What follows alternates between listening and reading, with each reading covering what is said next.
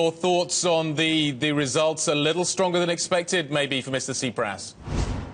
Yeah, well, I think so, yeah, a little bit stronger, although nobody knew the result. And we were surprised in the referendum of how strong he came out.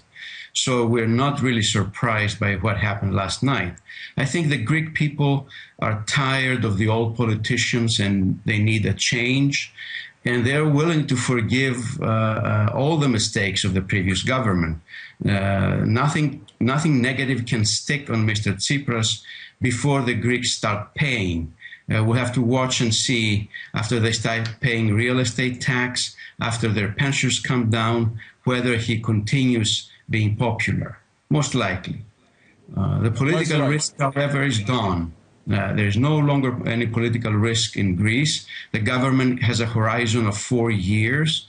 It's up to the government to implement the reforms. So the risk now has shifted to practical matters, and its implementation of the reforms, regaining credibility, getting out of capital controls, and bringing back positive growth, hopefully by the third quarter of 2016. Where do you think the big risk lies economically? We're dealing with a country that still has banking controls, still has an economy that is therefore strangled by the lack of access to a normally functioning system. How quickly can we restore normality to the economy?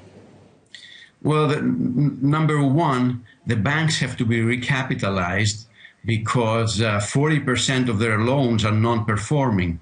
So this has eaten up a lot of the capital. We're waiting to see the stress tests that will come from the Europeans, from SSM. Hopefully, they're not going to be as drastic to hurt the previous investors that trusted the Greek banks. So number one is the recapitalization of banks. Number two is capital controls, because if capital controls are not lifted, the small medium enterprises will keep going under, and it's a big problem for the economy. So this government lost credibility. It has to gain it back. It has to do the right thing, and very quickly. And it's up to Mr. Tsipras to gather together a good team, a team that works hard, that has a plan, and pushes.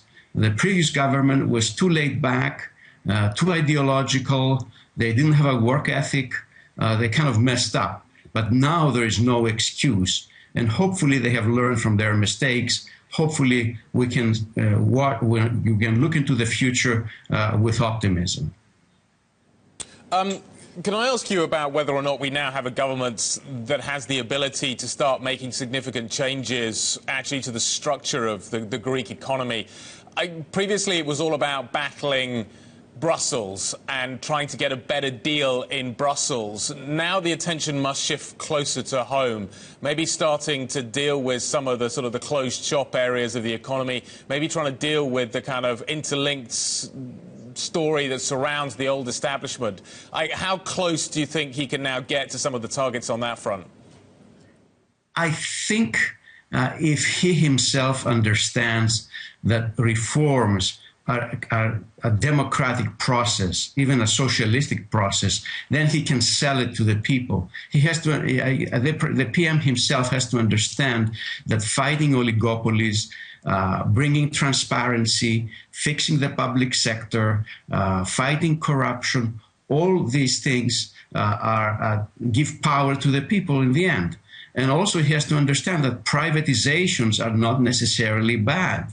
I mean, when you privatize, you simply lease out your property for a while for someone who can run it better.